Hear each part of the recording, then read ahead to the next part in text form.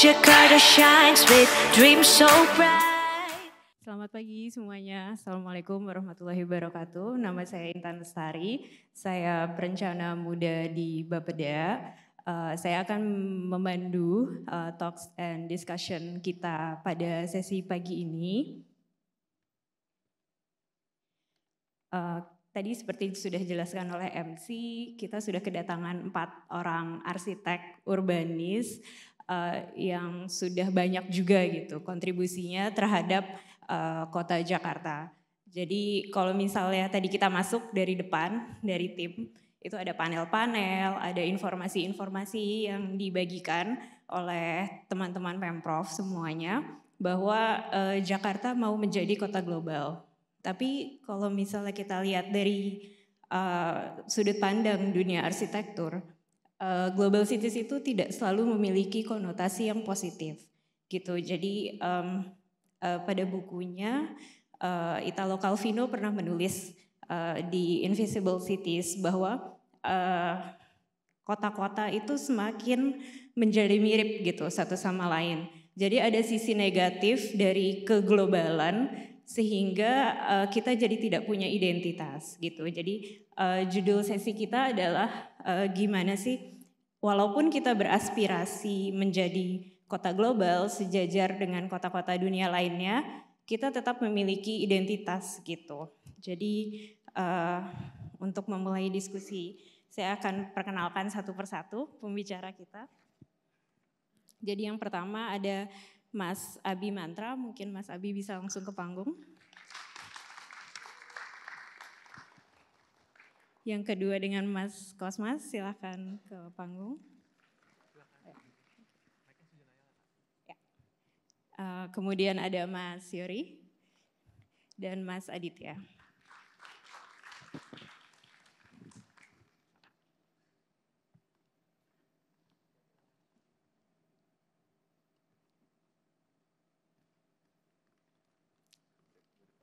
Oke.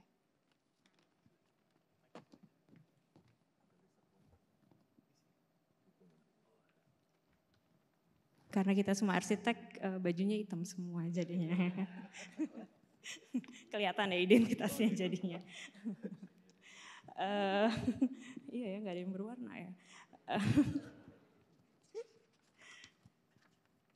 Pertama dari Mas Abi Mantra dulu nih, mungkin nggak semuanya yang di sini sudah kenal ya dengan Mas Abi gitu. Jadi Mas Abi juga mungkin baru akhir tahun lalu ya menulis buku juga gitu tentang mengenal kota ya kalau nggak salah ya, transisi menuju 500 tahun. Jadi kan 2 tahun lagi Jakarta mau 500 tahun nih gitu. Jadi Mas Abi ini juga banyak menggerakkan semacam walking tour gitu. Cuman tapi kalau misalnya biasanya kita walking tour itu lebih ke tourism gitu. Ini walking tournya lebih untuk meromantisasi kota Jakarta mungkin ya. Kota Jakarta yang mungkin wajahnya tidak selalu indah ini ternyata punya banyak cerita gitu. Jadi mungkin coba kita dengar dari Mas Abi dulu ya. Kira-kira apa sih yang selama ini ditemui gitu di perjalanan-perjalanannya menelusuri gang-gang dan pelosok-pelosok kota. Silakan Mas Abi waktunya. Oke. Ini jawab pertanyaan apa presentasinya? Boleh jawab pertanyaan dulu, jawab nanti boleh langsung ke presentasinya. Karena kalau arsitek nggak pakai presentasi kurang meng-engage gitu ya, nggak ada visualnya. So. Jadi gak banyak yang sadar Jakarta tuh punya rentang cerita 500 tahun. Nah itu yang coba saya bagikan ke teman-teman yang ikut. Jadi di buku saya minggu depan launching. Hari Minggu besok, Busa PO. Sekalian promosi. Itu saya gambar ulang peta dari tahun 1600 sampai refleksi kita untuk tahun 2030. Karena nggak ada, jadi harus digambar ulang satu-satu. Setiap periodenya ada periode arsitektur yang menjadi cerminan transformasi kota Jakarta. Dan ya ternyata setiap kita jalan banyak orang yang merasa tiap hari ini bangunan gue lewatin, taman ini gue lewatin, kampung ini gue lewatin, tapi gue gak tahu ada cerita di baliknya. Dan banyak orang yang gak merasa Jakarta itu bisa dijalanin dengan kaki, gak cukup baik public transportnya, atau gak punya taman yang cukup. Apa bener? Mainnya udah jauh belum? Nah itu yang sebenarnya hal simple yang coba kami lakukan dengan berjalan kaki untuk mengenal kota kita lebih jauh, itu aja. Dari paling utara ke paling selatan, rentang waktu cerita 500 tahun gitu.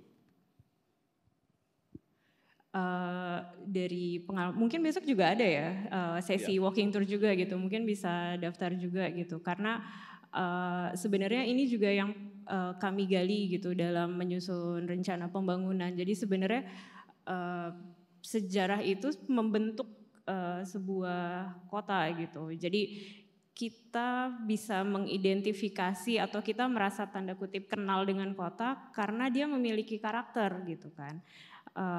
Mungkin Mas Abi bisa melanjutkan dengan bahan tayangan yang sudah disiapkan sambil menjawab bagaimana kita tidak kehilangan karakter itu walaupun kita terus membangun. Ya, saya akan sharing dalam 10 menit gitu ya, bagaimana sebenarnya kita semua nih di sini punya power untuk membentuk masa depan kota kita. Kadang kita mendengar kota global, kota maju, nah itu apa sih? Kadang selalu terdengar besar dan terasa jauh sama kita sebagai warga untuk membentuk kota ideal yang global, yang baik untuk apa? Definisi kota global itu apa sih? Bukan kayak New York, bukan kayak Tokyo, tapi yang menarik dan livable buat kita sebagai warga. Pengen kita bisa bekerja dengan baik, punya rumah dengan nyaman, punya akses pendidikan dan kualitas hidup yang lebih baik. Sehingga menarik juga buat orang di luar negara kita atau di luar kota lain untuk tinggal di kota kita. That's kota global. Nah, siapa yang mengubah? Apakah kita harus menyerahkan kepada pemerintah atau sebenarnya kita nih setiap warga punya andil untuk ngebentuk kota kita di masa depan. Jadi mulai dari kapasitas kita. Nah, saya sebagai arsitek akan sharing 3 ruang manusia di mana kita bisa menciptakan perubahan baik, at least dimulai dari kita sendiri, keluarga kita, bahkan lingkungan kita. Jadi manusia punya 3 ruang. Ruang pertama tempat kita tidur, meeting the loved ones, istri kita, pasangan kita, anak kita, dan kita berlindung. Nah, itu rumah kita, the first space. Itu nanti ide pertama yang saya gunakan, yang ceritakan. Ruang kedua adalah tempat kita berkarya. Jadi ruang kedua itu kalau dilihat sebenarnya cuma coffee shop, tapi itu ada di bawah kantornya Ago Architects. Dan bukan tentang kopinya, tapi ruang itu bisa menjadi ruang komunitas untuk berkumpul. Nah, yang ketiga adalah ruang ketiga, somewhere in between your first space and second space. Ruang di mana sebelum kita pulang kita bisa ketemu teman baru, menjalankan hobi kita, dan actually merasa hidup kita tuh bisa lebih hidup. Nah, kadang yang ruang ketiga ini suka dilupakan. Nah, ini yang akan saya share dalam waktu 9 menit ke depan mungkin ya. Nextnya mana ya?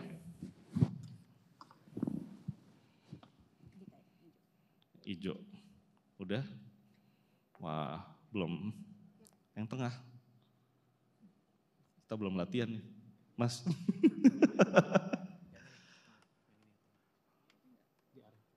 Diarahin ke, oke. Nah, jadi ini real time peta dari Strava. Strava itu sebenarnya Instagramnya buat para orang yang senang olahraga, sepeda atau lari. Jadi di tahun 2014, ini cari di mana-mana udah nggak ada karena benar-benar cuma bisa screen capture. Saya bikin tulisan tahun 2014 di mana aktivitas orang berolahraga di Jakarta. Kelihatan kan yang aktif cuma Sumbu, Utara, dan Selatan. Orang Jakbar, orang Jaktim tuh belum olahraga zaman tahun 2014. Nah, fast forward ke 2021 di mana setelah pandemi orang banyak lari, banyak sepeda, saya penasaran kayak apa, berubah nggak kota kita, lebih baik apa enggak? Karena kan pandemi mengubah hidup. Ternyata bisa dilihat sendiri 2021 sama 2014 jauh sekali Jakarta berbeda dalam cara orang menggunakan kota. Dan 2025 di mana terpilih gubernur baru, saya lebih penasaran. Sebesar apa Jakarta itu berubah, sebesar apa warga itu menggunakan kotanya, ternyata jauh lebih merah lagi. Nah, pertanyaannya, it's good, bagus ya udah berubah, tapi sebenarnya belum merata. Artinya, nggak semua area di Jakarta punya kualitas yang sama. Nah, ini yang sebenarnya kita perjuangkan. Pertanyaan adalah, siapa yang mengubah pattern ini? Pemerintahnya atau kita sebagai warga mencari cara untuk menikmati dan berdamai dengan semuanya. Nah, jadi kita bisa mencari cara untuk hidup lebih sehat, lebih waras di kota Jakarta. Nah, semua balik lagi ke manusianya saya rasa. Karena ini data dari bagaimana manusia menggunakan kota. Nah, jadi paling enggak masing-masing kita sadarlah seberapa ideal hidup kita dalam satu hari 24 jam. Dari 3 ruang itu, seberapa banyak kita bisa tidur cukup di rumah, dan ketemu sama istri atau pasangan atau sama anak bantuin PR-nya, seberapa cukup kita bekerja atau lembur terus? Atau seberapa cukup kita melakukan sesuatu yang di luar itu? Hobi baru, ketemu teman baru, even nyicipin kopi enak, punya nggak waktunya? Nah kadang orang tuh kalau traveling 1 jam, 2 jam, itu baru ke kantor, belum balik ya. Jadi 4 jam di jalan, bayangin. Nah ideal itu adalah ketika first, second, and third phase itu sama. Tapi hanya bisa dicapai ketika kita hidup efisien. Jadi commuting time itu 15 menit. Gitu. Mungkin nggak? Nah, saya bisa bilang saya orang yang menjalankan kehidupan itu. Jadi dalam saya nggak pernah kena macet. Tapi gimana caranya? Ini yang akan saya share.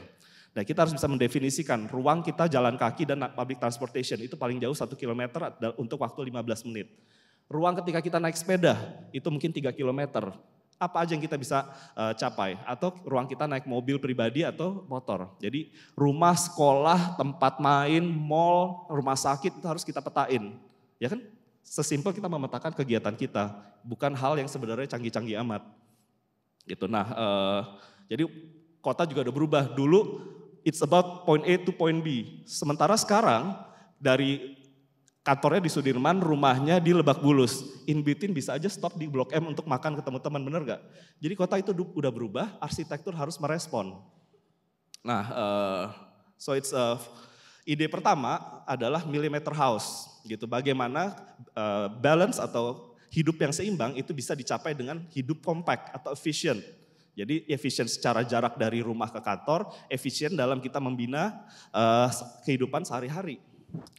Jadi dalam tinggal di rumah millimeter house, itu idenya adalah dari satu titik rumah kita bisa menjangkau seluruh kehidupan kita dalam waktu 15 menit paling jauh.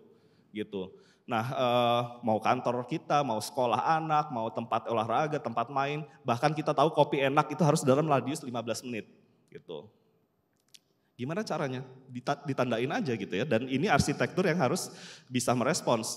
Kalau misalnya nggak ada, berarti kan ini sebuah celah. Jadi ini adalah millimeter house, rumah-rumah yang lebarnya nggak lebih dari 4 meter, tapi letaknya ada di tengah kota, jaraknya nggak lebih dari 1 kilometer dari MRT stations.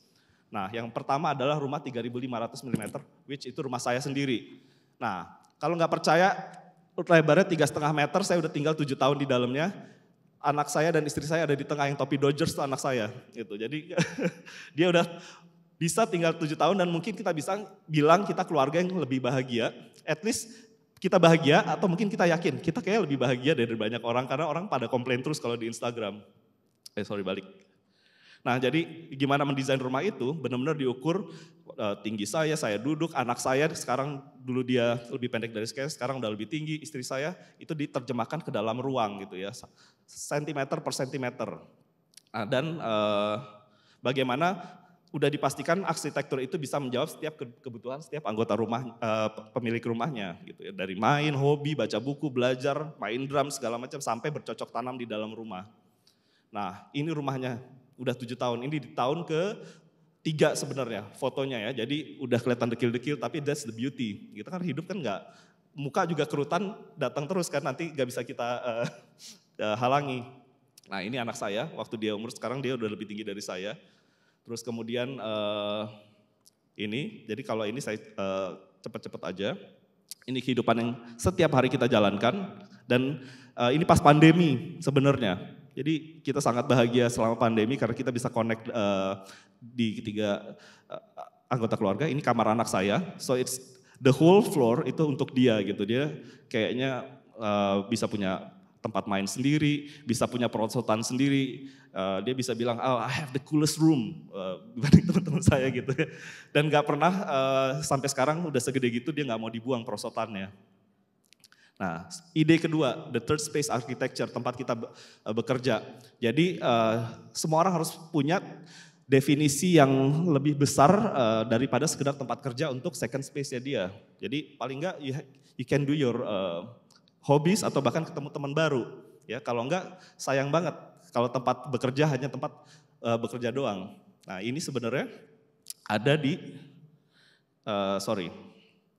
karena tempat kantor kita itu, arsitektur itu sebenarnya udah berubah. Jadi paling enggak kita bisa mapping apa sih yang kurang di dalam satu kota gitu ya. Dan itu coba di-combine terhadap ruang bekerja kita.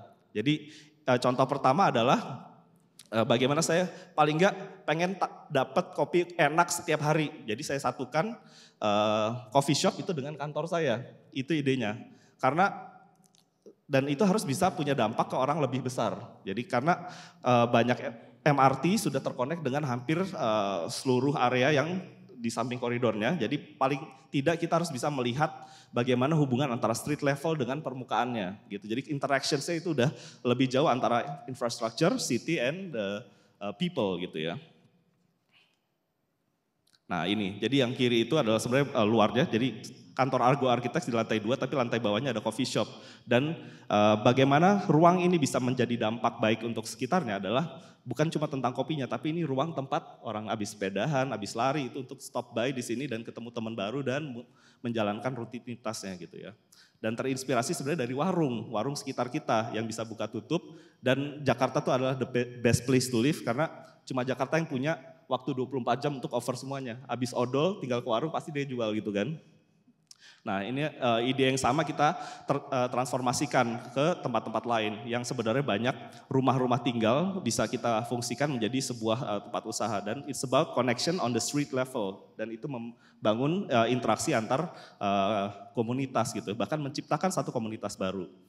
Ini di Rutin Coffee, jadi approach yang sama kita lakukan. Jadi bukan bentuk ya, tapi it's the approach, ruang di mana komunitas dan interaksi itu bisa terjadi. Nah yang terakhir Gordy, nah yang ide terakhir adalah the Active Lifestyle Hub. Jadi bagaimana satu arsitektur yang dikelola oleh satu komunitas dengan program yang tepat itu bisa memberikan dampak atau bahkan creating movement gitu ya. Jadi arsitektur itu bisa menjadi katalis dari pergerakan aktif dan memberikan ruang aktif di kota. Nah ini adalah ruang yang setiap hari saya habiskan untuk minum kopi atau habis olahraga atau bahkan berolahraga. Dan kita bicara tentang flexibility of activities karena masa depan kita udah nggak bicara lagi satu fungsi untuk satu bangunan. So satu bangunan harus bisa versatile atau memberikan banyak fungsi dan menjadi wadah untuk banyak fungsi. Nah ini kira-kira bangunannya, ini ada di Iskandar Syah 2 di Kebayoran. Lantai bawah adalah ruang coffee shop, ruang kreatif, lantai 2 lantai ke atas adalah ruang olahraga.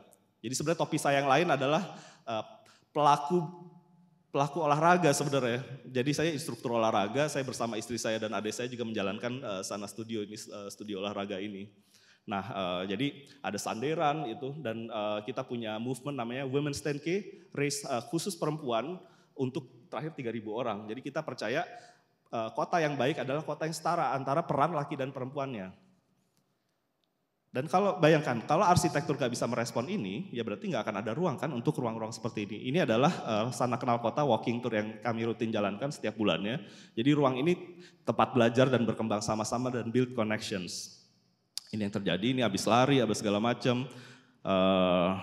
Bahkan ada DJ, bahkan ada konser musik, ada yoga classes, rampnya bisa dijadiin menu olahraga gitu ya. So buat kami saya percaya the best future bukan yang paling keren, paling flashy, paling efficient, but it's the one that designed for people, buat manusia. Thank you.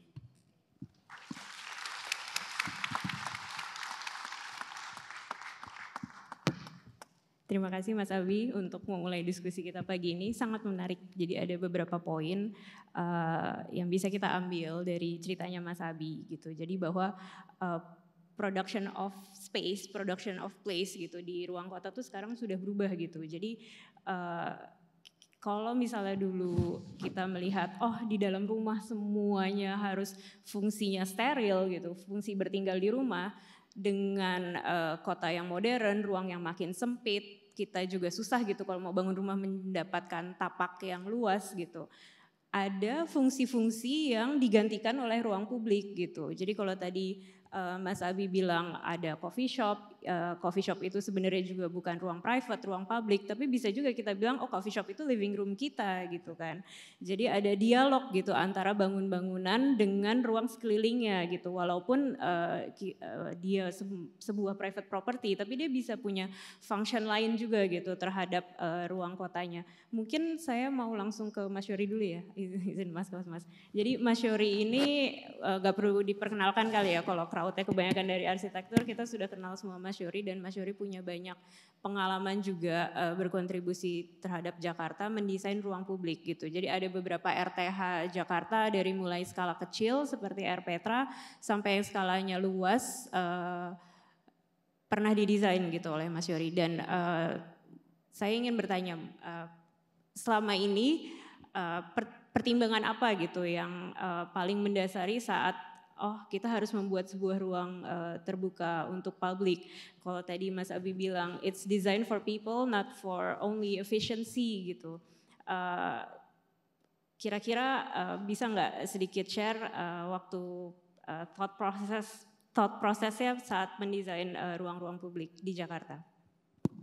Ya, saya seperti arsitek lainnya, umumnya kita kan berasal dari perguruan tinggi modern ya.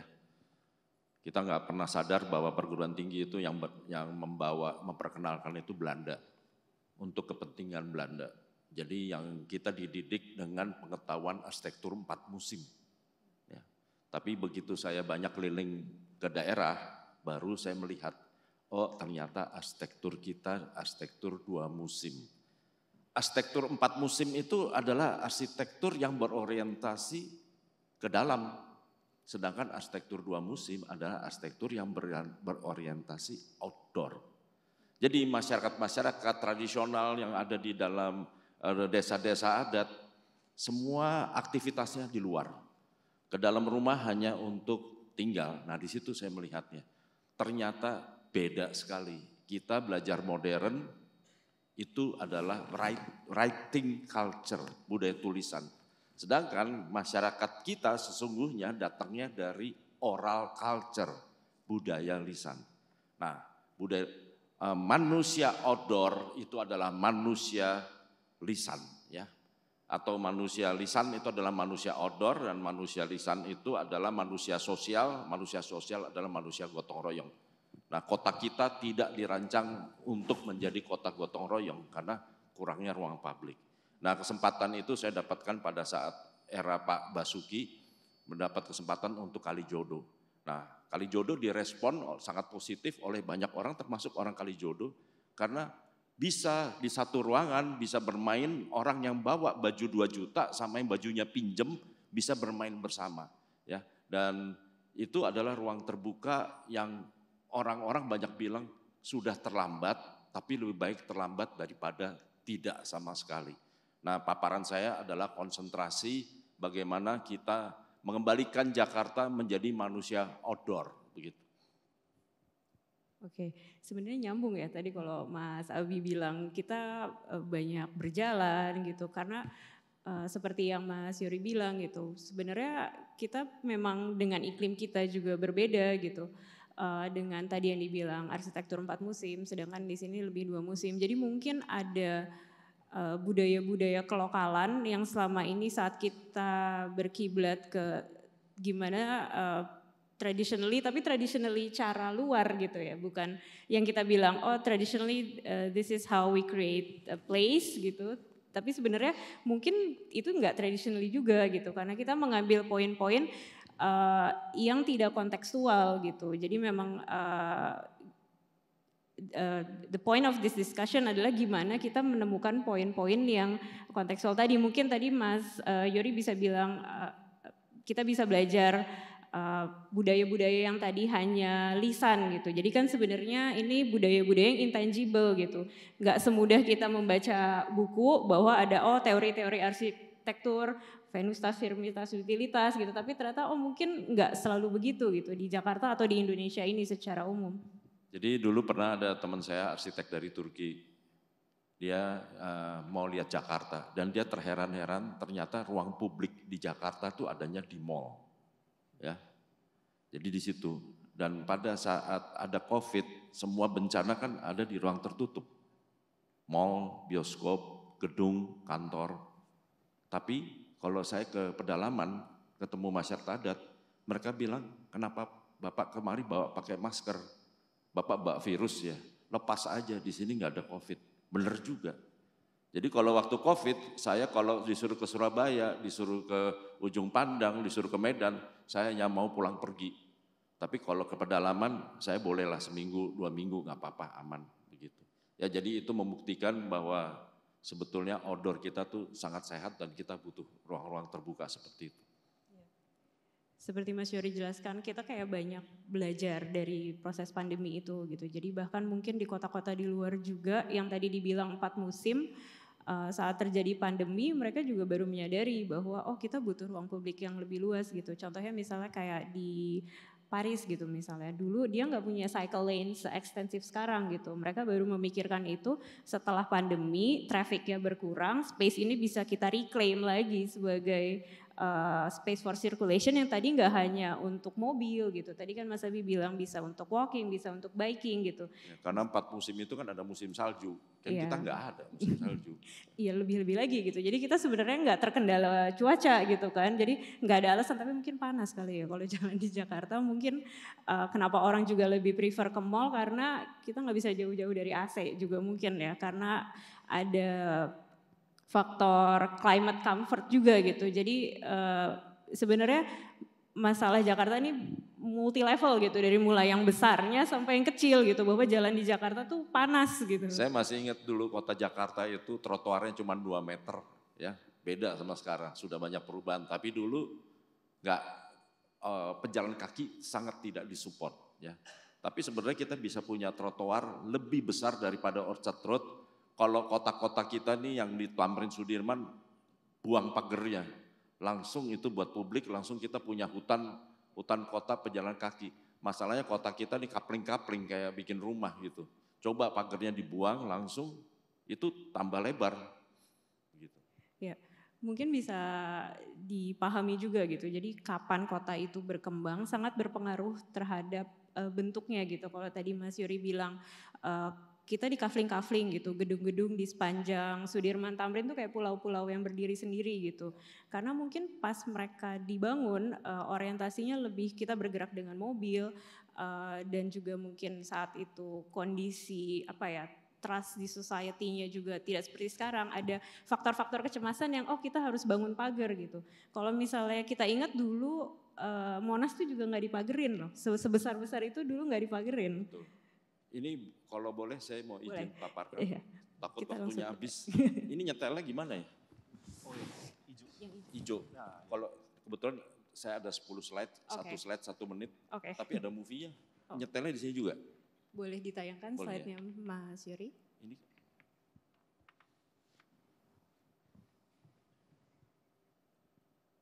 ya, ini rebranding dan revitalisasi poros bersejarah utara selatan Jakarta. Kenapa?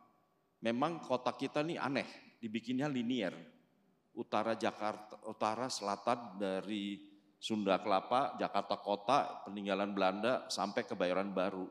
Dan tetap sekarang utara selatan itu menjadi titik-titik perubahan dengan adanya MRT. MRT yang dipakai adalah utara selatan dulu, timur barat itu second ya. Jadi kita coba fokuskan. Nah ini kan kita bisa lihat titik itu ada Sunda Kelapa sampai Kebayoran Baru dan itu ada titik-titik penting. Dan di sini saya mencoba memberi, ini bisa keluar nyala nggak? Itu balik. Oh enggak, kalau buat lampu merahnya? Oh nggak ada ya? Ya udah. Jadi saya coba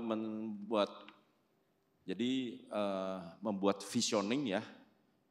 Arsitek ini penting juga ya, arsitek kadang-kadang tidak dididik punya ilmu entrepreneur. Ya selalu nunggu kerjaan, kalau bisa kita jadi entrepreneur sekalian. Kalau punya visi, ajukan segala macam. Jadi ini saya mengajukan beberapa visioning. Nah ini adalah Sunda Kelapa, kita tahu ya Sunda Kelapa ini salah satu pelabuhan tua. Ya, Indonesia dulu sangat terkenal punya waterfront nomor 3 paling lengkap di dunia karena salah satunya ada Sunda Kelapa. Nah saat ini Sunda Kelapanya terdesak sama peti kemas. Kita di kota Jakarta ini adalah kota yang aneh, kita mau lihat laut aja mesti lewatin peti kemas.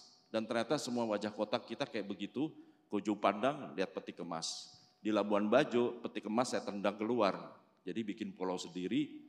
Jadi pelabuhannya bisa menjadi pelabuhan Nusantara, isinya kapal-kapal pinisi, ya. Dan kita tidak punya ruang di situ. Jadi peti kemas ini mendesak pelabuhan tradisional Sunda Kelapa kalau bisa sampai hilang sekalian.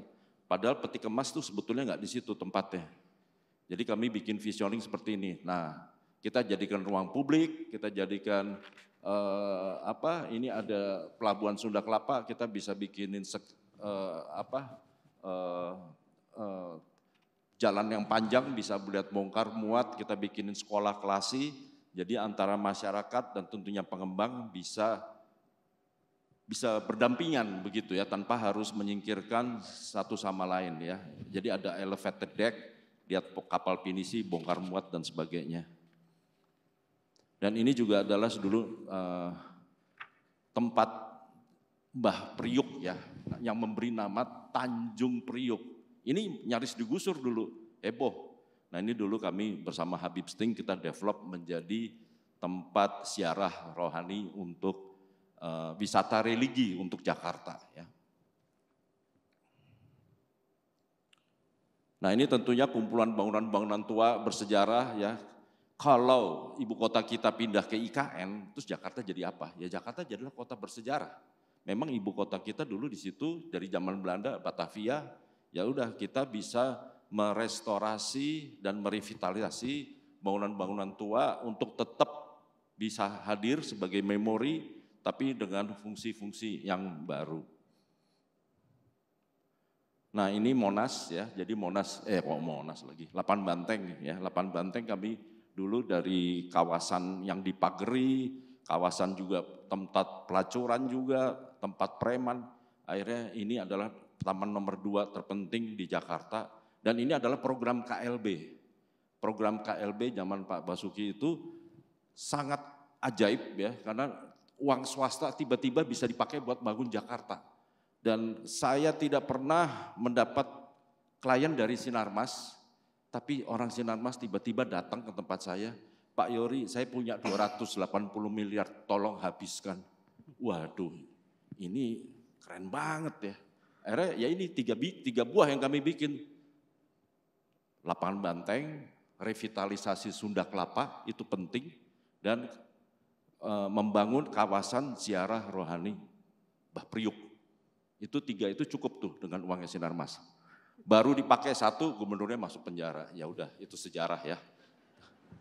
Tapi paling tidak ini bisa kita buat sebagai ruang terbuka hijau yang berfungsi sebagai publik.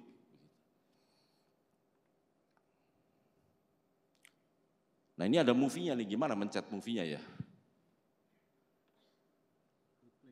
Hah?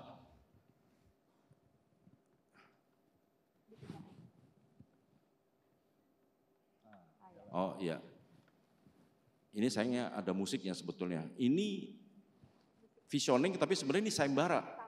Jadi sayembara Bundaran HI 15 tahun yang lalu kami pernah bikin visioning gimana kalau Bundaran HI ini jadi lintasan semua hotel tanpa harus nyebrang. Ya udah, pas lagi ada sayembara saya bikin begini.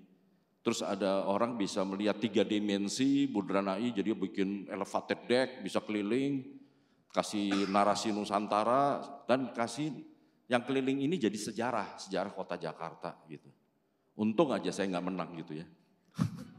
Kalau menang pasti banyak yang ngebully nih, kenapa jadi begini. Tapi ya nggak apa-apa, kita kan namanya arsitek bisa keluarkan wild ideas ya.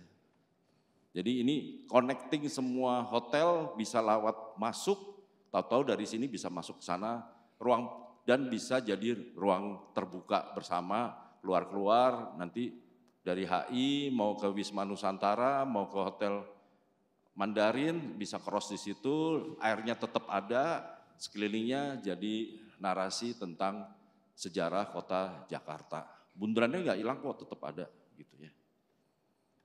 Nah ini dari MRT.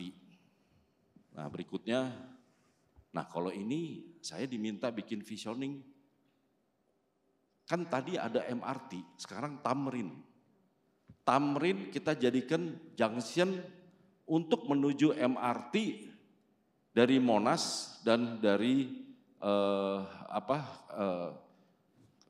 stasiun MRT terdekat. Jadi ada 2 connection, orang tidak perlu lagi nyebrang, Dan kita ganti patungnya menjadi patung Muhammad Husni Tamrin, ya, yang besar di situ, dan ini akan menjadi connecting sementara narasi bundarannya tidak hilang. Nah ini visioning dengan skema di era Pak Pramono, skema KLB muncul lagi. Jadi ini akan dibiayai bukan oleh APBN tapi swasta. Jakarta itu adalah kota yang sangat kaya raya. Dulu zaman gubernurnya Pak Basuki, malah anggaran yang diberikan untuk Jakarta dikembalikan separuh. Kan aneh tuh, kok ada gubernur malah ngembaliin anggaran, karena pakai uang swasta bisa, dendanya aja. Pokoknya gara-gara ada MRT, semua bangunan boleh ditinggikan, karena transportasi publik. Tapi bayarnya langsung jadi bangunan, jadi barang gitu ya. Kita lihat.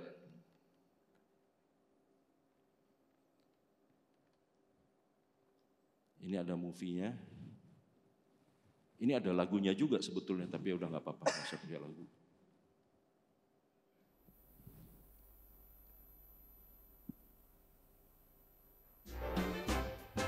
Oh, ada sekarang.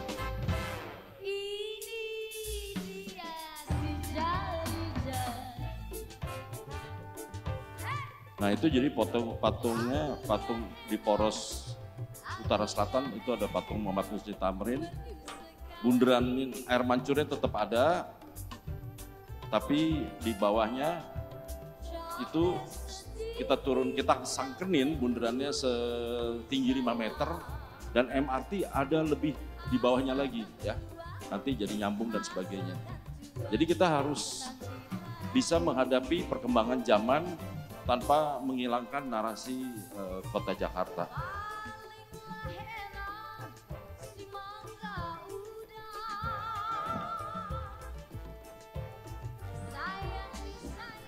Jadi bundaran tetap ada, fungsi bundaran tidak berubah, air mancur tetap ada, tapi itu adalah tempat connecting people di bawahnya.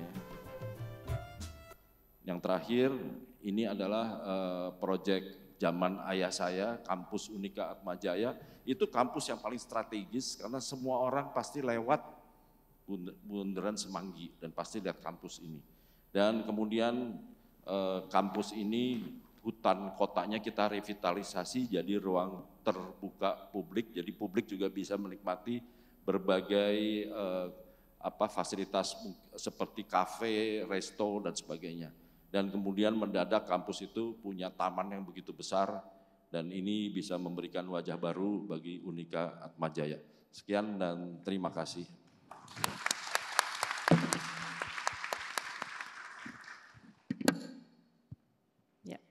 Terima kasih Mas Yori, seneng ya ngelihatnya video gitu, wow ruang publik Jakarta kayak gini gitu. Tadi juga walaupun dibilang gak menang yang di Bundaran HI, konsepnya kan ada sebuah narasi sejarahnya ya gitu. Jadi sebenarnya kalau kita mau mempelajari sesuatu, biasanya kita lebih mudah menerimanya kalau dia gak sengaja gitu. Jadi misalnya tadi kita lagi jalan kaki, tiba-tiba melihat sesuatu gitu, pengetahuan kita bertambah gitu. Jadi tadi kalau misalnya kita sambil nyebrang nih, jadi di bundaran yang tadi MH Tamrin tuh ada East West juga gitu. Nanti di situ dia ada interchange.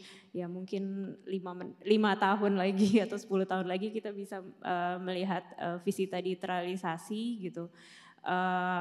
Mungkin ada hal-hal juga yang bisa memperkaya kita gitu saat kita bergerak, walaupun itu sebenarnya kan hanya ruang transisi ya tadi dibilang, bukan ruang yang spesifik didesain untuk menceritakan sejarah seperti sebuah museum, tapi sambil kita beraktivitas kita jadi bisa lihat gitu. Mungkin sekarang saya mau lanjut ke Mas Kosmas nih. Jadi Mas Kosmas Gozali ini selain arsitek juga aktif di art scene Jakarta gitu. Jadi mungkin saya kebayangnya tadi coba koridor-koridornya Mas Yori tadi kalau misal dikasih art kan juga lebih bagus gitu ya. Mungkin kita bisa langsung ke Mas Kosmas bagaimana tanggapannya dan selama ini pengalamannya berkiprah di kota ini, mendesain ruang tadi yang first space, second space maupun third place gitu. Ya oke. Saya tuh selalu berpikir apa sih yang bisa dijadikan dengan kota Jakarta ini, ya kan? Ini. Oke, kita selalu bertanya mengenai identitas kota Jakarta kan seperti apa. Nah kita lihat dari usia aja ya bahwa usia produktif itu sangat besar ya, 71,5% ya. Dan jadi sebenarnya kota Jakarta ini juga adalah kota anak-anak muda ya, kalau kita lihat dari milenial, Gen Z dan post Gen Z itu udah berapa persen tuh, 50% lebih ya. Jadi memang kita adalah kota anak-anak muda. Nah pertanyaan saya adalah bahwa kita selalu ngomongin identitas kota Jakarta ya. Bahkan terakhir-terakhir ini banyak kita mengatakan bagaimana dengan unsur Betawi ya. Nah tapi kalau kita lihat berdasarkan hasil ya bahwa suku Betawi itu 28,29%. Bahkan suku Jawa lebih banyak ada di Jakarta ya kan. Terus ada suku Sunda, Tionghoa dan sebagainya. Jadi sebenarnya kita melihat bahwa Jakarta ini adalah melting pot. Jadi pertanyaan kita apa sih wajah kota Jakarta? Jadi kita nggak bisa ngomongin wajah kota Jakarta dari suku sebenarnya. Ya. Nah kemudian juga kita mengetahui bahwa hampir 20% warga Jakarta itu masih tinggal di kawasan kumuh. Ya.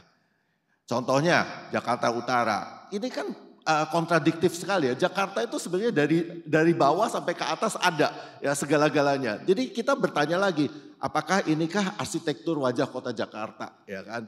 Jadi mulai dari bangunan baru sampai ke bangunan yang kumuh. Ini di semua wilayah ada. Ini Jakarta Timur ya kan, kemudian Jakarta Barat seperti ini ya kan, kemudian Jakarta Pusat juga seperti ini ya. Jakarta Selatan juga ada ya. Nah, jadi kita bertanya, apa sih wajah Jakarta, ya kan? Saya kebetulan di Dinas Kebudayaan sudah lebih dari 5 tahun ya. Kalau Bapak Ibu nanti lihat karya-karya saya, sebenarnya karya saya itu sangat kontemporer. Tapi saya juga bingung kenapa saya di Dinas Kebudayaan gitu ya kan. Mungkin itulah saya diajak untuk merawat cagar budaya sebagai identitas masa depan Jakarta yang lebih kontemporer. Ya. Nah, oke, kita juga bicara RTH. Saya melihat potensi, sebenarnya apa sih potensi kota Jakarta? Ya, dari RTH termasuk yang saya bicarakan adalah standar kota global, sungai. Jakarta punya 13 sungai, dialiri oleh 13 sungai. Saya berpikir, kenapa sungai itu sekarang selalu dihindarin, kumuh, jadi banjir? Kenapa enggak kita manfaatkan sungai-sungai yang ada di Jakarta? Bagaimana kalau sungai-sungai di Jakarta menjadi ini? Ruang-ruang produktif, kita bisa bikin urban floating dan sebagainya, ya kan. Bahkan kita sekarang selalu membicarakan mengenai ketahanan pangan, ya kan. Jakarta sayur-sayurnya semua kalau dari Puncak, dari Bogor, kenapa enggak setiap 3 km, radius 3 km kita bisa olah sungai-sungai kita menjadi urban farming seperti ini, ya kan. Selain menjadi urban farming juga menjadi ruang publik kan.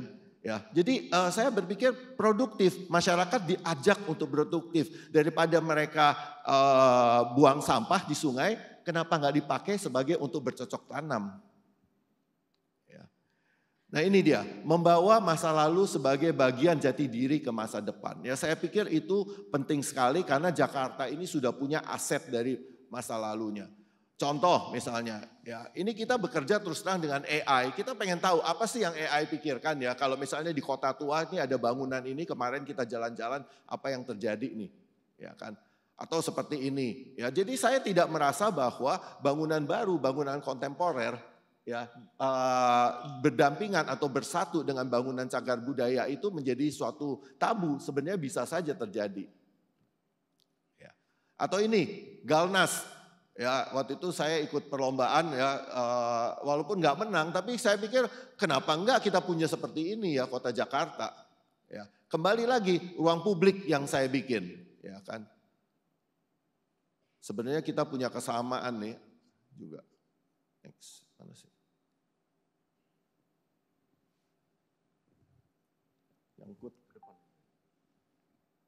Nah ini juga, jadi ini yang menghadap, Galnas yang menghadap ke Sungai Ciliwung, itu juga ruang publik ya.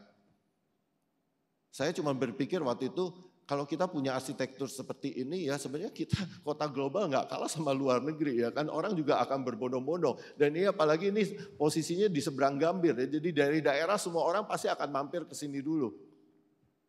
Ya. Nah ini juga saya waktu itu punya proyek Hotel Des Galleries yang ada di Harmony. Ini sejarahnya ya kelihatan bagus banget ya zaman dulu. Terus kemudian makin hari makin hancur, zamannya Pak Harto dipakai pasang iklan ya untuk kampanye ya. Terus akhirnya bangunannya seperti ini saat ini. Nah, ini yang kita buat kembali waktu itu. Kita mempropos untuk menghidupkan kembali.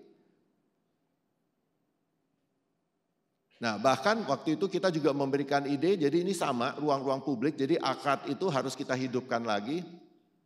Nah, bahkan kita memberikan ide juga kalau ada menara tower 30-an lantai yang kita bangun karena sebenarnya KLB-nya 6, jadi sebenarnya sanggup tuh di sana.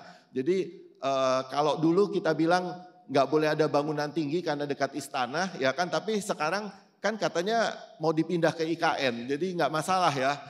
Terus tapi sekarang di sebelahnya juga udah ada bangunan tinggi kan yang lagi dibangun. Jadi waktu itu saya mengusulkan bangun apartemen.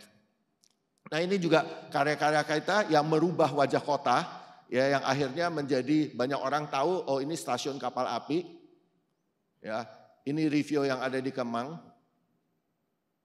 Nah kemudian saya ada buat program, ini sebenarnya 10 tahun yang lalu saya buat program. Jadi yang tadi kita ngomongin mengenai urban farming, ya Yori maupun Abi juga bicara mengenai pedestrian yang kurang dan sebagainya. Nah itu saya berpikir itulah karakter kota Jakarta, itulah karakter Indonesia. Sebenarnya ruang publik, benar banget Yor. Jadi kita berada di luar, nah itu yang kita kurang saat ini. Saya buat animasi sebagai 10 tahun yang lalu, ide apa yang terjadi yang bisa dilakukan untuk kota Jakarta. Ada musiknya.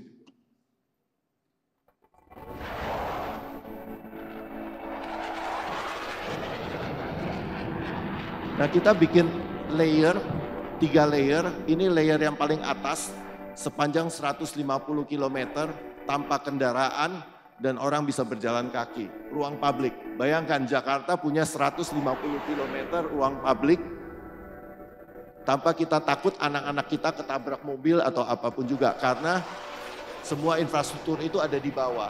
Jadi yang paling lantai yang bersentuhan dengan tanah kita jadikan urban farming.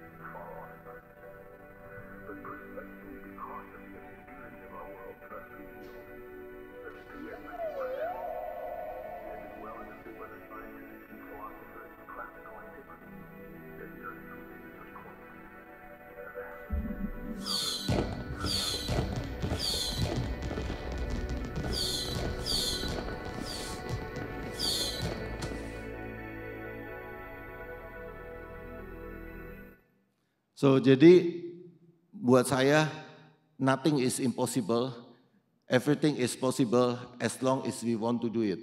Ya semoga apapun juga yang kita dream, para arsitek bisa mensupport program-program pemerintah Pemprov DKI ya supaya kota kita tetap menjadi kota yang sangat menjadi sangat global dan kita tidak akan pernah kalah dengan kota-kota lainnya. Terima kasih.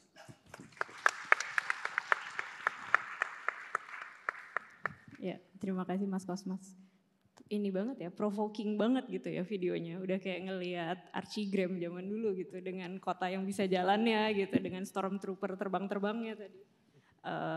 Jadi ini mungkin memberikan point of view yang sedikit berbeda ya. Jadi untuk mencari identitas mungkin kita nggak perlu takut juga gitu, mencari cara-cara yang baru nggak cuman mereplikasi tadi yang arsitektur 4 musim, nggak cuman terkungkung dengan identitas yang lama juga, mungkin kita bisa juga mencoba berpikir, ya kalau kita selalu dibilang out of the box, ya ini bukan out of the box lagi, boxnya udah dibuang bahkan mungkin nggak kelihatan lagi tadi. Ya karena menurut saya identitas itu bukan dari bentuk simbol atau ya simbolistik ya, tapi identitas itu sebenarnya adalah dari karakter. Yang tadi Mas Yory juga sampaikan, karakter. Kita adalah orang 2 musim, kita orang hidup di luar, kita hidup bersosialisasi. Nah sekarang kita di mana tempat itu gitu loh. Ya, itu yang nggak ada. Jadi makanya itu yang harus kita create di dalam kota Jakarta. Oke, sekarang kita move ke Mas Aditya. Nih, Mas Adit banyak terlibat juga gitu dengan pemerintah. Mas Adit juga bagian dari tim ahli pelestarian. Tadi kalau misalnya Mas Kosmas bilang, oh di Kota Tua tuh nggak tabu kok gitu. Antara bangunan heritage dengan bangunan baru berdampingan gitu. Kalau tadi kita sempat menyentuh juga wajah kota kita tuh masih bisa diredefinisi ulang gitu. Menurut Mas Adit bagaimana? Ya, oke, kedengeran ya. Oke, terima kasih Mbak Intan ya. Jadi menarik, ini langsung jawab dulu ya. Ya, boleh jawab. Jawab dulu ya. Oke.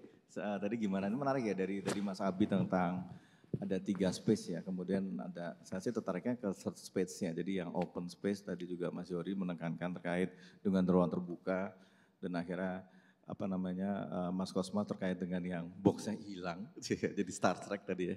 Seperti interesting juga dan itu nggak apa-apa karena yang penting adalah kota itu memiliki karakter dan ceritanya sendiri-sendiri. Narasinya sendiri itu paling penting. Jadi dari ini sebenarnya menarik bahwa kota tidak terlalu dibentuk harus mencari-cari, tapi kita emang harus menghadirkan istilahnya sifatnya kita sendiri gitu loh. Itu seperti apa lebih ke situ. Makanya kalau saya dulu intinya pentingnya memahami historisnya kita gitu ya, lebih ke situ. Jadi ya karena kebetulan sama kayak Mas Kosmos di TACB, Tim Ahli Cagar Budaya, saya kebetulan di Tim Ahli Pelestarian. Yang mencoba bagaimana Jakarta tidak lupa dengan sejarahnya. Apakah sejarahnya perlu ditinggalkan? Enggak, kita harus berdampingan. Dan itu akan memperkuat karakter kota Jakarta itu sendiri. Sementara segitu ya, mungkin langsung ke itu aja ya, sedikit. Mungkin sedikit karena waktu sudah sangat mepet. Oke, jadi yang ini seperti kayak kebetulan juga di belakang gitu ya. Ini kita membicarakan wajah kota kita ke depan tuh gimana gitu ya sebenarnya. Tapi sebenarnya itu juga menjadi pertanyaan saya bahkan di 2001 waktu itu di sebuah artikel di Kompas mempertanyakan apakah Jakarta akan memelihara wajahnya. Pada saat itu seperti Mas Yory bilang pedestrian aja masih 2 meter. Saya dulu ngukur-ngukur Mas dulu di Taman Sudirman sama Bu Dilim arsitek. Terus akhirnya alhamdulillah mulai tahun 2004 diperbesar, kemudian paling keren begitu 2015 sampai 2018 kita punya pedestrian 10 sampai 12 meter. Dan that's a good. Tapi yang menarik dari wajah kota di saya sampaikan itu adalah gimana kita memaintain historisnya atau sejarah kita. Dan itu di luar terkait juga tentang yang mau kita bahas yaitu ikonik dari sebuah arsitektur yang nanti kita berharap menjadi sebuah kota yang bisa berkelanjutan ya. Dan itu adalah 3 titik poin yang mungkin bisa memperkaya ya. Jadi sebenarnya semuanya terkait dengan yang disebut Mas Abi terkait dengan third space sebenarnya. Jadi ruang ketiga gitu ya. Jadi saya coba ngasih beberapa contoh bahkan ruang kota atau tadi yang third space tadi itu ruang terbukanya itu di Tokyo itu yang kita tahu adalah padahal bukan apakah harus bagus atau enggak. Tapi karena dia menarik clean gitu, bersih. Satu sisi kompak, kalau dilihat kan biasa, tapi karena dia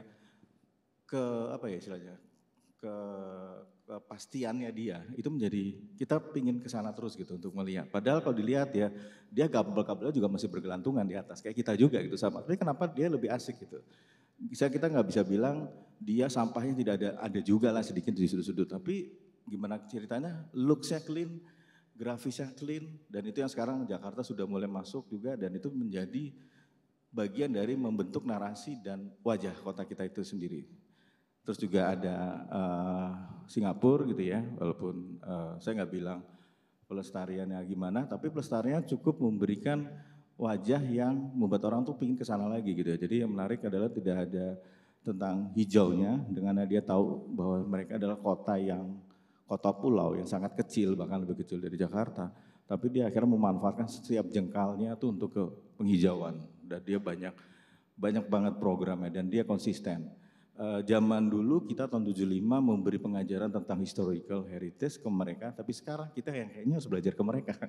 Sedih banget ya. Jadi yang itu, dan kan mereka bisa menghadirkan untuk membuat orang tertarik untuk hadir ke kotanya gitu ya.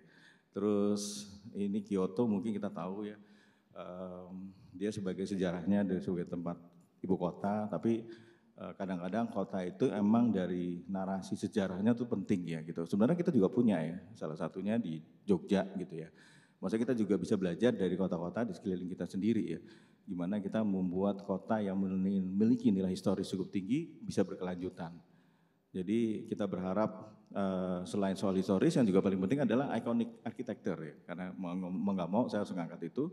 Jadi kayak misalnya di Paris ya, di Paris ini nih yang menarik sebenarnya dia itu dia ceritanya gimana sih kayak insiden accidental kebetulan jadi dia menghadirkan waktu itu ada Expo, World Expo, dia membangun ini waktu itu hanya untuk yang rencananya dirancang untuk sementara. Tapi akhirnya sampai sekarang udah 100 tahun lebih. Dia tahun 1800-an kalau nggak salah ya waktu itu ya. Itu struktur baja waktu itu cukup di awal 1900 kalau nggak salah. Nah itu sementara tadinya, tapi akhirnya itu menjadi ikonik yang baru. Kalau nggak salah di sana juga akhirnya itu di tahun 1900 awal atau 1900 akhir. Yang menarik di akhir 1900-an itu mereka punya ikonik baru, yaitu dia menghadirkan yang apa namanya tuh yang di film yang penting segitiga di depan museum mereka yang juga cukup ikonik ya, itu juga saya nggak kasih gambarnya, tapi itu juga menunjukkan bahwa mereka selalu berevolusi dari kota yang penuh dengan narasi, dia menghadirkan hal-hal yang baru dan itu cukup berhasil ya gitu ya. Dan ini contoh lagi tadi di Jogja ya, di Jogja bisa belajar. Kok balik ya? Salah gua. sorry. Nah berikutnya juga yang menarik, ternyata kadang-kadang dari sebuah kota yang tadinya tidak terlalu penting, itu begitu menghadirkan suatu karya yang ikonik dan memiliki dari arsitek luar atau pakai sayembara, mereka bisa membuat kota itu jadi lebih hidup. Jadi itu jadi salah satu strategi ya. Jadi tidak hanya saya sampaikan tadi di awal ada soal historis, tapi juga tentang ruang kota yang seperti apa. Jadi tadi dengan kita menghadirkan taman dan itu juga cukup membantu ya membuat sebuah karakter kota dan otomatis juga bangunannya ya. Ini juga contoh di Jakarta ya. Jadi Jakarta punya modal sebenarnya. Jadi kita seperti tadi Mas Yori bilang bahwa kita ada 3 tahapan ya, dari kota tua dulu Batavia, kemudian kawasan monumen nasional dengan di tengahnya. Saya mau ingatkan di sini ya, mumpung medianya di skala kita mendekati ulang tahun Jakarta, yang di tengah itu di kawasan monumen nasional itu adalah Tugu Nasional, singkatannya TUNAS. Itu Bung Karno yang sampaikan. Jadi bukan Tugu Monas, salah itu. Karena Bung Karno menyampaikan pada saat itu adalah monumen nasional terdiri 3 komponen. Pertama itu adalah Lapangan Merdeka, Medan Merdeka kita sebut sekarang. Kemudian Tugu Nasional yang waktu itu lagi disayembarakan atau TUNAS, menarik ya singkatannya TUNAS. Dan kemudian semua bangunan di sekelilingnya Medan Merdeka yang itulah monumen nasional. Jadi semua building seperti Galnas, Museum Nasional, Balai Kota, Istana Merdeka, itulah monumen nasional dan termasuk beberapa bangunan baru. Jadi yang menarik Jakarta tuh punya modal itu gitu ya. Inilah historis kota tua yang dulu bernama Batavia. Kemudian ada Tugu Nasional itu adalah titik nolnya kita sebagai ground zero-nya Indonesia. Suka nggak suka, walaupun tadinya diproklamasi, dipindahkan sama Bung Karno di sini dengan membuat simbolik yang tadi waktu saya kecil, saya bingung nih bangunan bagusnya apa gitu ya. Terus begitu saya gila cakep banget ya. Untuk tahun segitu clear, syarat dengan filosofi gitu ya. Terus namanya juga disebut Tugu Nasional yang disingkat TUNAS. TUNAS itu kan sesuatu yang tumbuh ya. Tugu yang awal dan bertumbuh. Dan di titik kita tahu lah dalam sejarah paling atasnya itu api kemerdekaan dan sebagainya gitu ya dengan simbol-simbol itu menarik. Jadi makanya Jakarta sudah punya model yang cukup narasi yang baik gitu ya. Kemudian juga menarik, nah gimana dengan sekarang ini tadi saya juga sampaikan.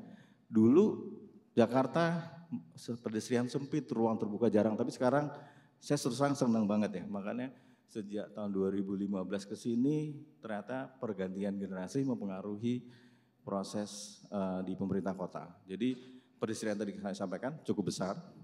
Terus yang menarik sejak tahun 98 tiba-tiba yang dulu di era Orde Baru itu Tugu Nasional itu menjadi simbol Jakarta. Sekarang Bundaran HI atau Tugu Monumen Selamat Datang itu jadi simbol juga gitu, dan itu sampai sekarang makin hype gitu loh. Terlepas perdebatan soal halte di situ ya, dua sisi terkait pelestarian itu ada cerita lain lagi.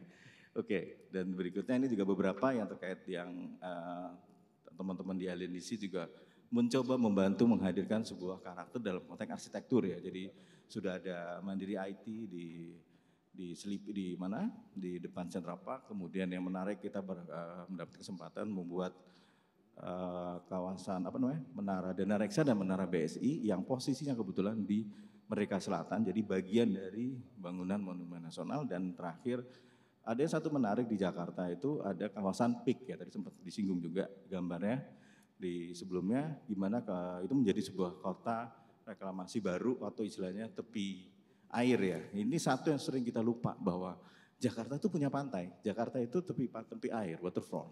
Tapi sayangnya di selatan, di utaranya kita udah dikooptasi oleh kita masuk aja bayar gitu. Saya sudah agak sedih. Saya terpaksa sekarang untuk jalan pagi saya nggak ke Ancol, tapi saya ke PIK. Karena di sana saya gratis gitu, bisa jalan kaki, bisa lihat sunrise dan pagi dan jalan kaki. Terus kemudian balik kembali ke kota.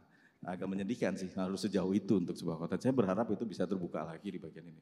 Jadi emang yang menarik for the next Jakarta, kita berharap kolaborasi itu selalu berkelanjutan antara Pemkot dan warga kota dan instansi terkait termasuk kami gitu ya, para arsitek yang tidak hanya menuju kota global, tapi jangan lupa adalah Jakarta itu adalah kota proklamasi lahirnya negara Republik Indonesia.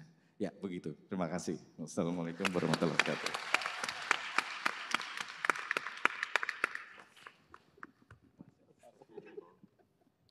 Terima kasih Mas Adit, dihitungin waktunya soalnya udah dikasih pas banget nol ya. Jadi tadi sebenarnya menarik seluruh penjelasannya, beda-beda point of view, tapi kita jadi banyak belajar gitu. Sebenarnya ini kita masih bisa Q&A, sebenarnya harusnya ada Q&A session, aku boleh minta 10 menit nggak? Jadi mungkin untuk menghargai juga audiens kita yang sudah hadir hari ini, kalau misalnya ada yang mau bertanya mungkin kita masih punya waktu 1, 2, 3, oke. Tapi mungkin cuma 1 sesi aja ya, boleh diminta? Oh udah ada mic-nya di bawah.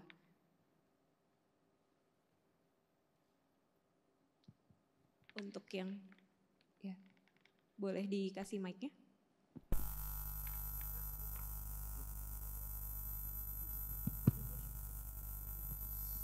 Selamat pagi para pembicara semua.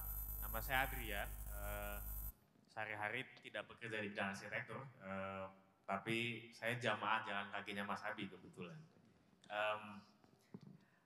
Terima kasih banyak buat paparannya, sangat membuka mata. Saya punya 2 pertanyaan. Yang pertama, berulang kali disebutkan soal ruang ketiga, tapi saya belum menemukan intervensi atau paparan mengenai ruang ketiga dalam bentuk neighborhood, area perumahan.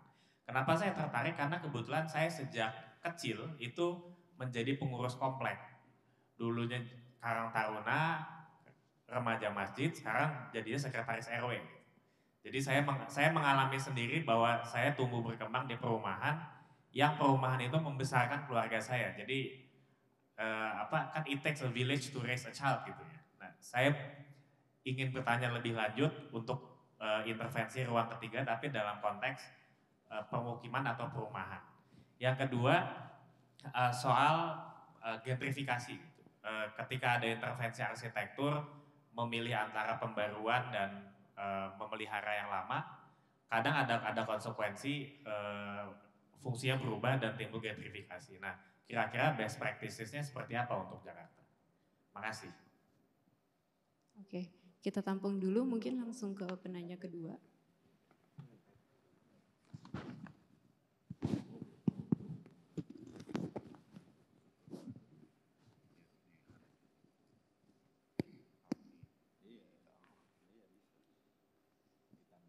Boleh jawab nggak? Boleh langsung pertanyaan. Kita tampung dulu aja ya, biar sekaligus. Terima kasih kesempatannya. Nama saya Raisa. Pertanyaan saya sepertinya ada nyambungnya dengan yang tadi ya, poin kedua tentang gentrifikasi. Agak nyambung sedikit paling. Saya mau nanya mungkin seberapa visible pendanaan skala besar untuk menjaga warisan historis Jakarta tanpa bergantung pada komersialisasi gitu misalnya. Saya sedikit tahu tentang Kaliningrad ya, dulu adalah kota Prusia, sekarang kota Rusia, jadi warisan historisnya adalah Jerman justru, dan mereka punya fund untuk merevitalisasi termasuk rumah-rumah kecil zaman dulu untuk pekerja-pekerja pabrik. Kira-kira jalan yang visible untuk Jakarta ke depannya gimana dengan mempertimbangkan mungkin tadi tanpa bergantung sama komersialisasi misalnya gitu ya, dan mementingkan ruang publik. Kemudian pertanyaan kedua, tadi tertarik juga dengan konsep bagaimana ruang dan perilaku itu bertimbang berbalik ya, banyak dimension sepanjang pembicaraan tadi. Jadi saya juga mau bertanya bagaimana arsitektur dapat merespons kebutuhan dan perilaku manusia dalam konteks high rise begitu. Misalnya saya tahu ada proyek dulu zaman Soviet, gedung Markomfin, mereka bikin apartemen-apartemennya kecil, langit-langitnya pendek, tapi begitu di ruang publik lebih tinggi yang sudah mereka sudah bertemu sama kamerat-kameratnya begitu kan, dan mereka nggak punya dapur karena semuanya ya bersosialisasilah di kantin, makan di kantin, memasak dianggap perbudakan gitu kan. Tentu saja didn't go well. Tapi sementara misalnya konteks di Indonesia high rise itu kebanyakan bawahnya mall dan itu dianggap integrated gitu. Ini kan juga membentuk pola konsumsi kita. Kira-kira gimana ya prinsip-prinsip tadi kebutuhan terhadap ruang publik dan misalnya identitas kita sebagai manusia outdoor itu bisa misalnya diintegrasi pada pembangunan development high rise. Terima kasih. Tadi ada penanya ketiga ya.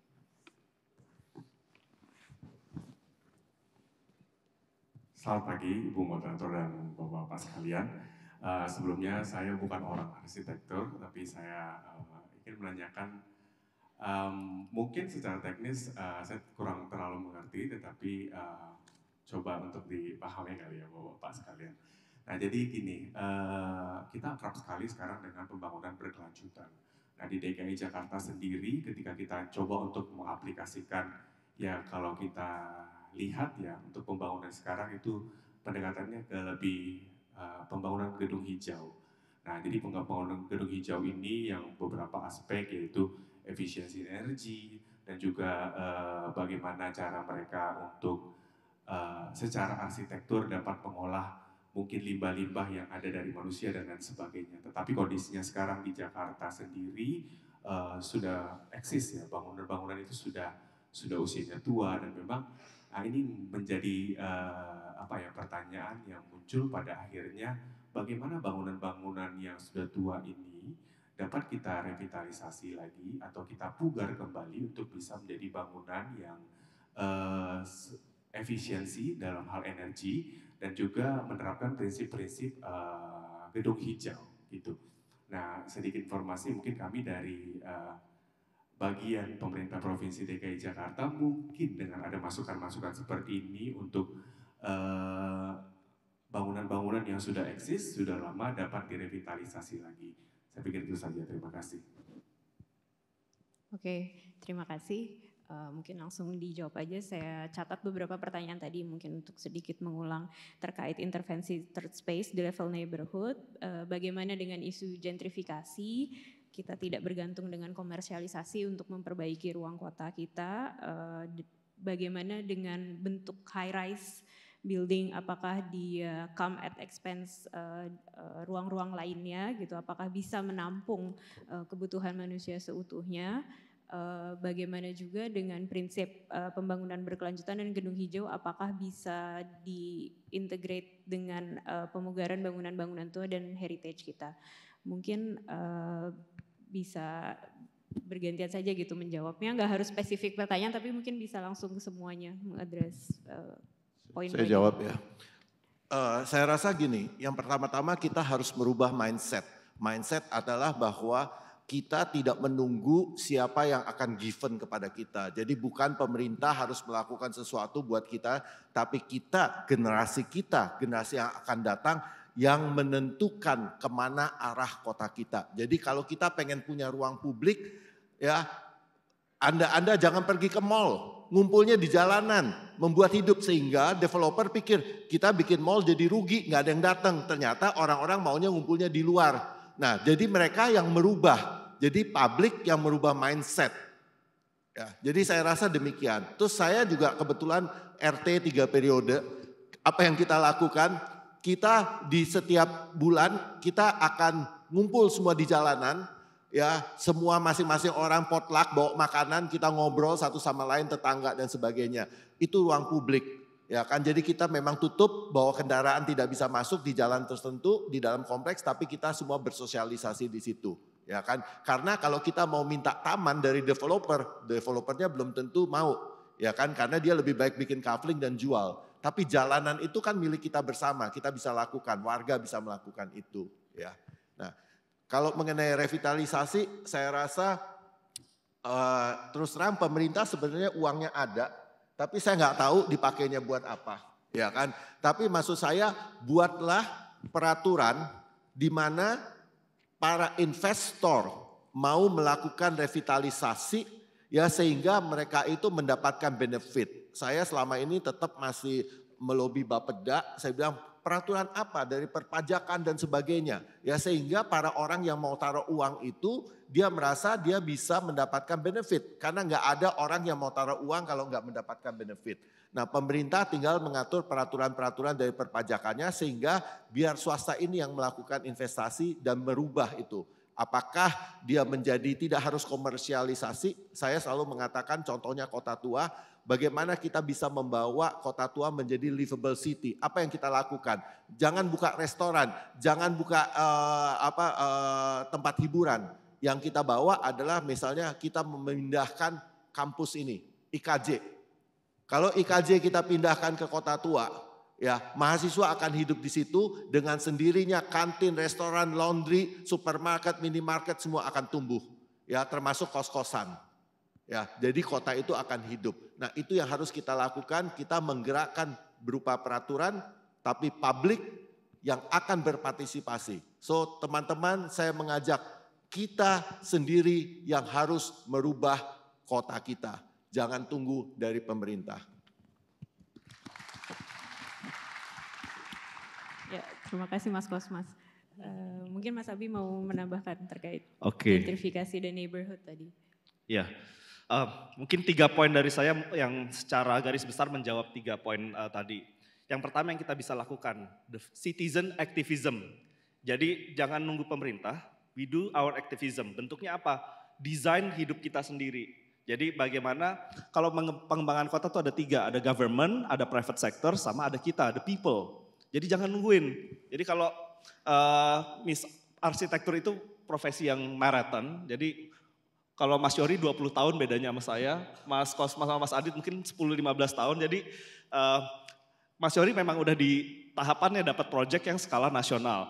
Begitu juga Mas Kosmas dan Mas Adit yang emang skalanya gedung tinggi. Tapi buat kita yang lebih muda-muda, jangan nunggu-nunggu. Kita bisa apa? We do our own activism, we design our own life. Nah, bicara tentang kenapa nggak ada di neighborhood. Sebenarnya udah ada ya, RPtra.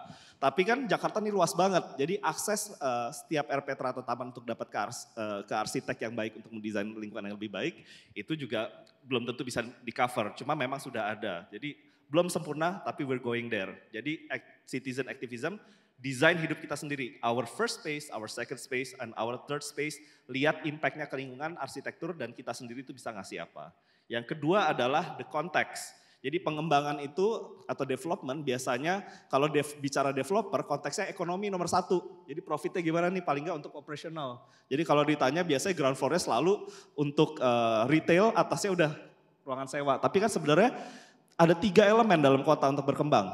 Economy, social atau the people, yang ketiga baru environment. Jadi bagaimana kita melihat konteks manusia, siapa yang memakai bangunannya, impactnya untuk yang lebih besar lagi itu apa. Jadi sejauh mana kita berpikir dalam siapa yang menggunakan bangunan kita atau untuk apa kita membangun, maka semakin baik dampak kita. Jadi kalau ya itu makin banyak mikir, makin banyak impact, makin sedikit mikir, sedikit impactnya. Nah yang ketiga, bagaimana bisa merespon sustainability atau menciptakan keberlanjutan dari arsitektur. Nah keberlanjutan dalam arsitektur itu bukan cuma tentang environment, bukan tentang masang solar panel, mengolah limbah atau bahkan recycle air hujan dan dipakai lagi. Tapi inilah kenapa kita nggak boleh mendesain atau mendevelop dengan cara yang generik. Obat generik itu satu obat untuk semua, murah solusinya. Nah jadi bangunan-bangunan yang ada, kalau bicara bangunan cagar budaya, udah gak bisa generik lagi. Pasang ACP aja semua. Jadi dianggap 4 sisi itu barat timur sama aja kualitasnya. Nah jadi harus bicara kualitas apa yang sebenarnya dialog kepada matahari, kepada manusia, dan ke semuanya. Jadi memang jangan langsung bicara generik dan langsung tempelin air hujan. Comfort aja dulu buat manusianya. Nah itu yang sebenarnya effort panjang yang harus dilakukan. Kira-kira mungkin seperti itu. Thank you. Ya, saya mungkin mau menambahkan, masih ada waktunya? Iya, boleh. Untuk Mas Yory, boleh. Ya, jadi mungkin sedikit tambahan Air Petra ya. Ada 350 Air Petra yang udah dibangun di Jakarta dalam waktu singkat. Dan Air Petra itu adalah ruang bersama ramah ibu dan anak ya. Jadi di setiap kawasan padat itu ada lahan sisa, itu dibuat Air Petra. Dan itu adalah kepanjangan dari living room, dari tiap-tiap rumah yang udah padat begitu, ternyata mereka punya living room bersama dan anak itu jadi dikenal sama tangga-tangga jadi anak bersama dan sebagainya. Itu sudah berjalan, tapi Air Petra juga gak sedikit yang nolak. Yang menolak itu adalah di daerah-daerah seperti Menteng, ada Air Petra, ngomel semua orang-orang. Ini daerah udah elit, tau-tau dirame begitu ya. Tapi di daerah-daerah padat dan sebagainya sangat diterima ya, konsep itu bagus sebetulnya. Jadi berisi ruang terbuka, ada tempat bermain ibu dan anak, ada ruang berkumpul, ada perpustakaan, ada laktasi, dan ada tamannya. Dan itu sebetulnya kalau itu konsep itu dikembangkan tentunya sangat baik ya. Dan tadi juga Pak Kosmas bicara mengenai Jakarta Kota, itu kenapa sepi? Memang kayak kota mati begitu. Karena nggak ada orang yang tinggal di situ. Ya salah satu solusinya bikin kampus di sana. Atau kalau di sana kan banyak kota-kota tua cocok buat bikin film, bikin pameran, gedung-gedungnya bisa difungsikan kembali. Itu namanya revitalisasi. Dan belajar dari pemerintah DKI sebelumnya itu ternyata membangun Jakarta itu pakai uang swasta itu paling cepat ya. Karena apa? Nggak perlu takut KPK, nggak perlu nunjuk birokrasi arsiteknya siapa, kontraktor siapa, bisa langsung ditunjuk ya. Dan itu memangkas birokrasi luar biasa. Dan kalau Kalijodo itu dibangun dengan biaya CSR. CSR 25 miliar, tapi CSR bedanya, CSR itu boleh pakai logo. Nah kalau Monas, lapangan Banteng itu KLB. KLB tidak boleh pakai logo karena sudah dapat konsesi. Konsesinya apa? Yang mendapat KLB boleh meninggikan bangunan. Mau meninggikannya kapan? Ya nggak tahu. Bisa mau hari ini, mau 5 tahun lagi, tapi uangnya sudah bisa dimanfaatkan. Nah jadi sebetulnya Jakarta itu punya potensi luar biasa. Apalagi dulu Giant Sea Wall itu triliunan yang bisa dimasuk Jakarta, sempat dipending dan sekarang baru mau dibangun lagi. Ya jadi CSR sedikit yang perlu saya tambahkan, CSR di Indonesia ini sangat membanggakan karena satu-satunya dunia yang ada undang-undangnya. Artinya apa? Perusahaan kalau tidak membayar CSR, dia bisa dikasuskan gitu karena ada undang-undangnya. Dan CSR itu kalau nggak salah nilainya 3-5%. Dan banyak yang memakai CSR itu untuk program-program yang justru merusak lingkungan. Jadi mestinya kita bisa proaktif mengeluarkan usulan-usulan ini, perusahaan-perusahaan dikumpulkan ya nyumbang CSR dan itu sangat ditunggu sama pengusaha. Kenapa? CSR itu adalah anggaran yang bisa motong pajak begitu. Dan mereka dapat nama lagi begitu kan kalau proyeknya bagus. Kurang lebih begitu, makanya kita rame-rame jadi arsitek yang punya semangat entrepreneur. Makasih. Ya, terima kasih Mas Yory. Mungkin short remarks saja ya Mas Adit. Oke, sedikit aja karena sudah selesai ternyata katanya. Jadi kalau yang soal, tadi kan Mbak Mas nanya soal taman di dalam itu yang paling penting adalah keterlibatan warga. Oke ya, jadi udah sepakat. Tapi terkait tadi yang ruang bawah dari hubungan antara HRS building dengan apa tadi, kotanya gimana. Sebenarnya yang menarik sekarang di Jakarta sudah mewajibkan semua bangunan baru itu lantai bawahnya dan ruang GSD dan GSB-nya itu untuk publik. Dan sifatnya adalah fungsi-fungsi untuk pejalan kaki. Karena kita sekarang orientasinya ke pejalan kaki. Jadi walkable, livable and walkable cities gitu ya, lebih ke situ. Kemudian terkait dengan yang bangunan tua, mungkinkah dibikin dengan konsep green itu sangat mungkin sekali. Sangat mungkin sekali, dan kota tua seperti tadi kota tua seperti terkait dengan bangunan lama itu kenapa kita berawal dari ruang luarnya dulu, karena begitu ruang luarnya baik dan nyaman itu akan hidup. Begitu hidup baru ke bangunannya. Bangunannya mulai dicarikan gimana adaptif reuse-nya. Jadi kota itu memang harus adaptif mengikuti perkembangan tidak hanya secara fungsi tapi juga secara ruang kotanya. Mungkin itu aja. Semoga jawab. Terima kasih. Ya, terima kasih. Mungkin kita round of applause untuk seluruh panelis kita lagi untuk menutup sesi pagi ini. Terima kasih Mas Adit, Mas Yory, Mas Kosmas, dan Mas Abi atas sharingnya hari ini. Mungkin satu kalimat penutup dari saya, ruang yang bermakna itu selalu ada dialog gitu dengan penggunanya. Ada narasi-narasi yang perlu kita tuangkan di situ agar kota kita tetap memiliki wajah, tetap memiliki identitas. Oh, selfie dulu kita. Tetap memiliki identitas, dan tadi kita tidak perlu takut gitu untuk mengeksplorasi identitas baru gitu. Jadi kita mau menjadi kota global, nggak cuman copy paste dari kota lain, tidak perlu juga terkungkung dengan narasi budaya bahwa budaya itu bukan sesuatu yang frozen tapi selalu berevolusi, sehingga ruang-ruang publik kita bisa lebih dekat gitu dengan penggunanya dan sesuai dengan konteks kota kita gitu. Mungkin sekian dari saya. Sebagai penutup ada pembelian plakat ya. Oh, dari MC. Baik, boleh Bapak, Ibu, Mas, Mbak semuanya untuk bisa mohon kesediaan untuk berdiri karena kita akan menyaksikan pemberian souvenir dan plakat sebagai tanda terima kasih dari Jakarta Future Festival 2025. Pemberian cenderamata akan dilaksanakan dan diberikan secara langsung oleh Mbak Intan Lestari kepada setiap narasumber pada sesi pagi hari ini.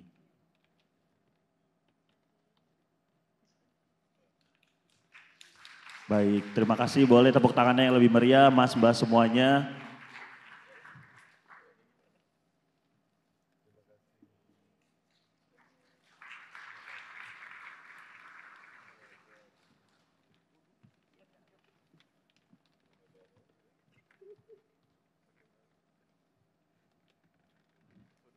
Baik, selanjutnya kepada Mas Adit, terima kasih. Boleh tepuk tangannya kembali Mas dan Mbak, dan kepada Mas Yory.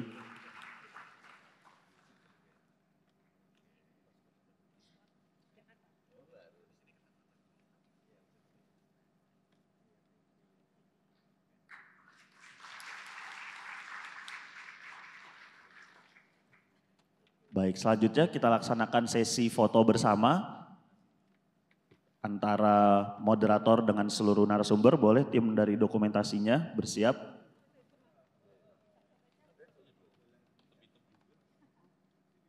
Baik, saya bantu pandu. 1, 2, 3. Sekali lagi, mungkin 1, 2, 3. Boleh mungkin untuk para narasumber dan moderator berbalik arah karena kita akan melaksanakan sesi dokumentasi dengan seluruh peserta. Mungkin para peserta boleh mohon kesediaan untuk berdiri, Mas dan Mbak semuanya, karena kita akan melaksanakan sesi dokumentasi secara bersama-sama. Baik, terima kasih Mas dan Mbak semuanya. Oke, baik. Saya bantu pandu. 3, 2, 1. Sekali lagi, 3, 2, 1. Oke, terima kasih Mas Mbak semuanya, boleh dipersilakan untuk duduk kembali, dan terima kasih juga kepada seluruh narasumber dan moderator, boleh kembali ke tempat duduknya masing-masing.